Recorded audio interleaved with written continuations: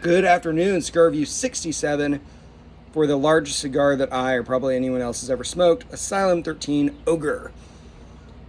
Just to get an idea of how big this is, 8-inch, 80 ring gauge cigar. This I think is a 5.5-inch or 6-inch normal cigar. And I've already smoked about an inch of this. It is truly, absolutely massive. It's a joke. This cigar is so big. So let's talk first about the cigar, how it came to be, and then kind of dive into the details of what I think about it. Christian Aroa, whose name I think I'm getting correct, he was the heir to Camacho. He runs Baccarat.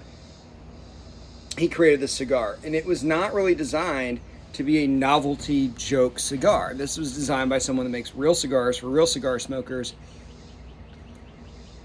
and it was designed to really be smoked as such.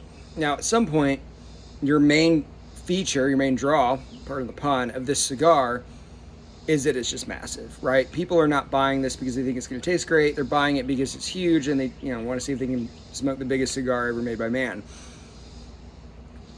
And I think they've honestly done quite well. The inherent design flaw with a cigar this large is that you can't really get a lot of air circulating through it very easily unless it's extremely well made, and frankly I don't really think this one is.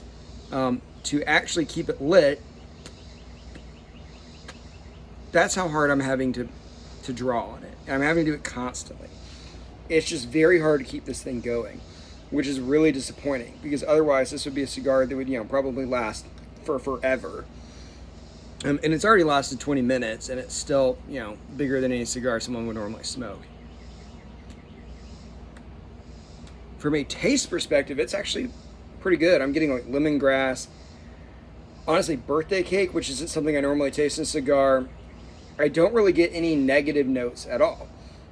So when I assess cigars, I think primarily, how's it taste, how's it draw, how's it burn, how's it look, and then price factors in there.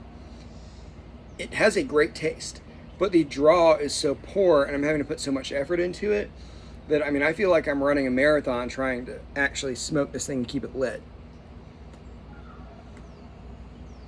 Now, that being said, when it probably gets to about this mark, it's going to get a lot easier, right? I don't have the extra 1.5 inches of cigar that I'm trying to suck on. And again, from a taste perspective, it's good. I don't like the way it looks. They've got two types of wrapper, the Candela and another one. I would have gone with a solid, darker wrapper here, not the green, and certainly not both of them. It looks like a barber pole to me. It's an aesthetically pleasing cigar from the perspective that it's enormous, but if they had gone with a brown, this would have been a much, much prettier cigar, and I think they maybe should have sprung for a slightly more elegant label as well, and I think they would have sold like hotcakes. But they didn't consult me, and they probably never will. That being said, right, would I recommend this cigar? Yes and no. I think it's fun to try to smoke these kind of oddballs. I think it's fun to try to smoke a giant cigar. Do I actually like it? Am I enjoying this experience? No, because like I said, cigar smoking is supposed to be enjoyable, and this is a marathon, right? I'm like slugging this out here. But if you have the opportunity to buy one of them, I would buy one of them. But I still would not give this a kind of buy rating, if that makes sense. I would certainly never say, yeah, if you can get 5 or 10 or 25 of them, go for it. I'd get one. And to kind of back that up, I think I had to buy 3 of them at once. Maybe it was 5 to get this one. I don't think I will ever smoke the others. I'm going to just give them to other people, give them out as gifts, or they're just going to sit in the humidor for, the next 5 decades. But it's not enjoyable enough to bother smoking, unless it's the first one you tried. The only interesting other tidbit is the guy that founded the company, despite, being in Nicaragua, being all over the world, he went to Riverside Military Academy, which is like right up the street. We played against them when I was in school a long time ago, so I thought that was kind of neat. He's I guess, somewhat local. But that's it. Cigar Review 66. I think it burns a lot more evenly than I expected. It draws very poorly. and it tastes decent. And you can tell me if you like the look or not.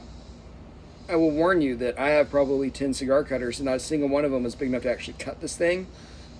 I had to make multiple cuts and kind of hack at it, which it's actually pretty well made, at least on this end, because it withstood me making about 3 cigar cuts. If I tried that on this Rambueso, I think I'd probably hack it to pieces. So, if anyone else has smoked this cigar in this size, 8-inch 80 ring gauge, I'm very curious what other people think. I think the only reviews I found are people smoking it in a much smaller size, which frankly is just a completely different cigar at that point. I would recommend that if you want a huge cigar, I reviewed the Lunatic, I think it's called the Lunatic Loco, maybe 20 reviews ago. Looked that one up. It's 70 ring gauge, I think probably 5.5, 6 inches. It is a much better cigar, and it lasts for probably 3 hours. This one I'm going to go with a don't buy rating, unless you're only buying one of them at a time. So that is cigar review number 66. As always, thank you for watching.